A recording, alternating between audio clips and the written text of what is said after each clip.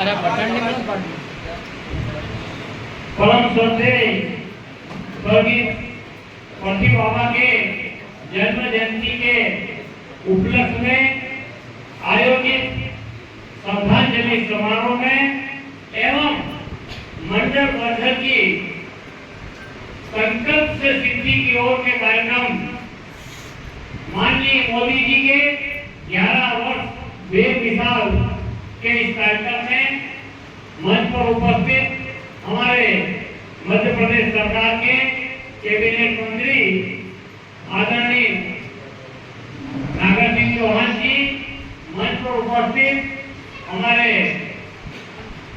Bharatiya Janata party के जिले के अध्यक्ष भाई अब्बू परवार जी, झाबुआ से पधारे झाबुआ जिले के महामंत्री जैसे हमारे सोलंकी जी, मंच पर उपस्थित हमारे मंडल वर्धन के अध्यक्ष जी, मंडल भावरा के अध्यक्ष जी नारायण अरोड़ा जी, जनपद के अध्यक्ष भाई जगदीश जी, सभी उपस्थित सरपंच साहब, पीओ साहब, पीआरसी साहब के साथ शानदार इस क्षेत्र के नागरिक बंधुओं, माताओं, बहनों और खास करके हमारे इस क्षेत्र के कार्यक्रम आयोजित करने वाले ऐसे हमारे सरपंच महेश भाई, बोलिए मित्रों, प्रदीप भाई एक स्वतंत्रता संग्राम सेनानी थे और ये उस जमाने में पटलिया समाज के थे।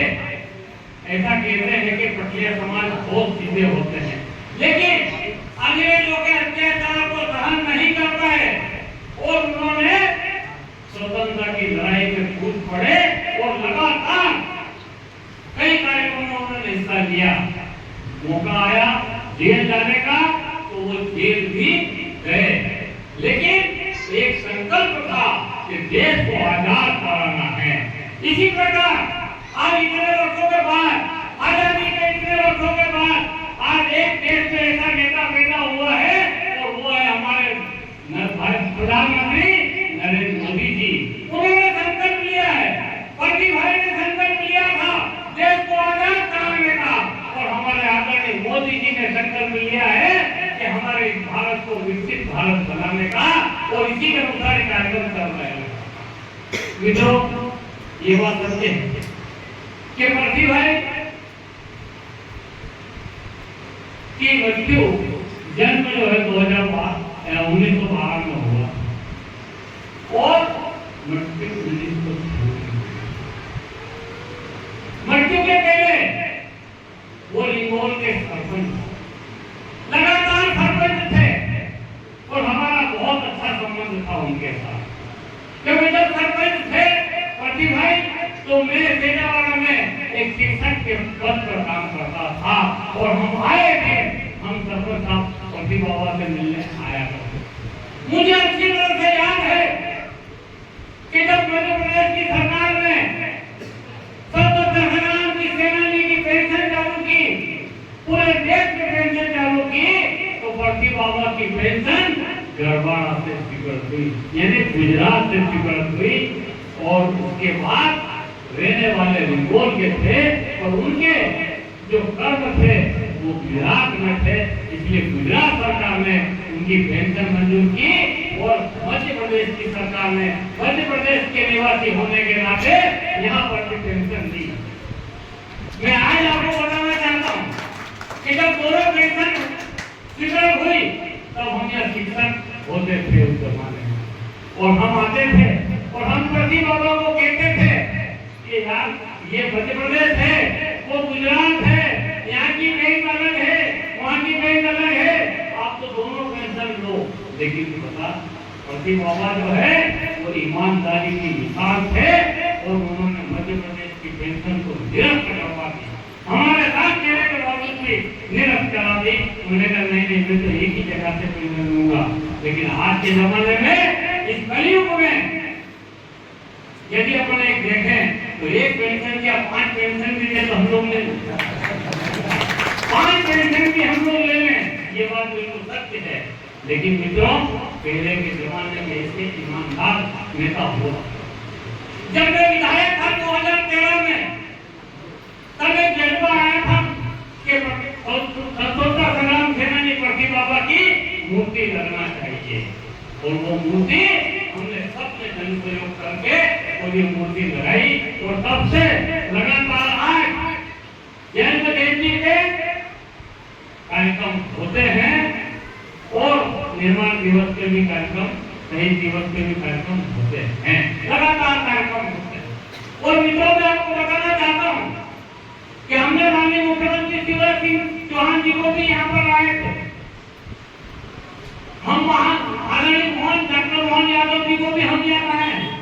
हम चाहते हैं कि इस रिंगोल की पावन धरती हमेशा लोगों के जहन में बनी रहे, याद बनी रहे, आए दिन कार्यक्रम होते रहे, और यही हमें जब कुछ सलाह कर रहे हैं, ये हमारी आदरणीय शिवराज सिंह चौहान जी की देन है, और हमने मांग की थी कि यहाँ कार्यक्रम होते रहते हैं, और ये सामुदायिक भवन दिया जाए, और आज सामुदायिक भवन में हम बैठ के सभा कर रहे हैं। तो निश्चित रूप से मित्रों, ये भारतीय जनता पार्टी, और ये सब समाज हम भारतीय जनता पार्टी में जो कहते हैं समस्त जनता का विकास, सबका विश्वास जीतने वाली और सबके काम करने वाली पार्टी यदि इस देश में है, तो वो भारतीय जनता पार्टी की सरकार है। मित्रों, लगातार आप देखो कितना विकास हो रहा है। जब आदरणीय मुख्यमंत्री जी आए, हमने कहा ये रोड करना है, तो रोड कर दिया। हमने कहा पानी की टंकी बनाना है, पानी की तकलीफ आती है, तो पानी की टंकी बना दी। हमने कहा कि पानी की टंकी तो बनने पर पानी कहाँ से लाए, पानी तो बहुत नीचे है, टंकी भरेगी नहीं डेली।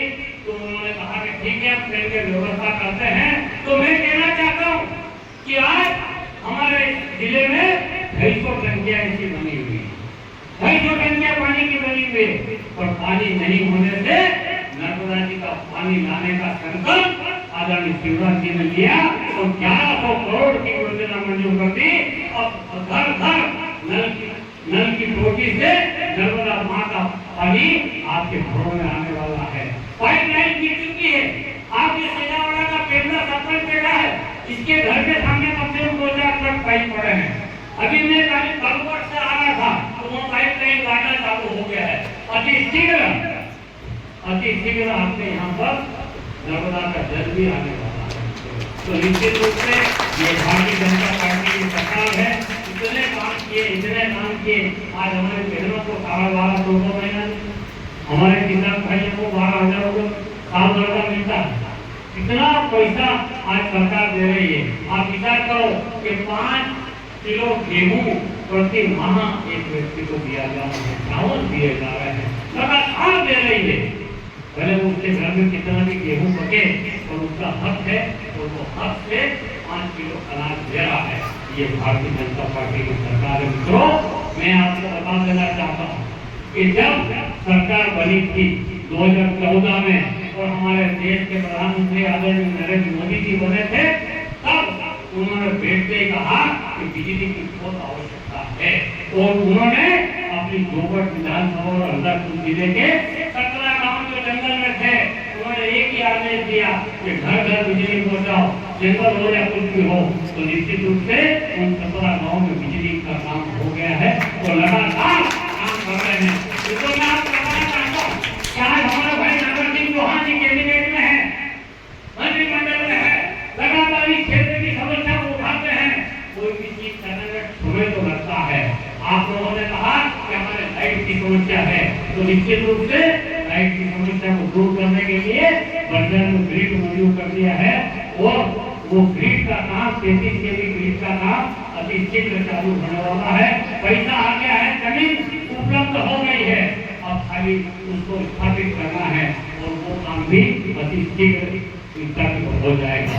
निश्चित रूप से मित्रों, आज सबको आवाज की आवश्यकता है, और आज जितने भी पक्के मकान हैं सब भारतीय जनता पार्टी की देन है, और वो प्रधानमंत्री आवाज की देन है। मित्रों, मैं कहना चाहता हूँ कि 2003 में जब हम विधायक बने थे, लोगों के घरों में मोटरसाइकिल नहीं हुआ करती थी, और आज मुझे कहते हुए गर्व है कि ये भारतीय जनता पार्टी की सरकार ने हर मोटरसाइकिल, एक नहीं, दो नहीं, जितने बेटे तो निश्चित रूप से मित्रों ये विकास है। और चलिए मोटरसाइकिल आ गई, जीप आ गई, गाड़ियां आ गई, बस चलने लग गई है, तो डामर रोड की भी आवश्यकता होती है। और इसके लिए मैं यहाँ पर भाई नारायण सिंह चौहान को धन्यवाद देना चाहता हूँ कि भैंसों तक की आबादी के गाँव तो प्रधानमंत्री सड़क में जोड़ दिए थे, लेकिन हमारे गाँव बड़े बड़े हैं, गली बड़े बड़े हैं, और वहाँ रोड की आवश्यकता थी। तो हम सभी लोगों ने भाई नारायण सिंह जी से, बहन अनिता जी से, जो सांसद है, हमने कहा कि आप सभी को जोड़ो। तो उन्होंने आदरणीय प्रधानमंत्री जी से बात की और मुझे कहते हुए गर्व है कि ये प्रधानमंत्री ने 250 तक की आबादी के जो फले हैं वो भी जोड़ रहे हैं।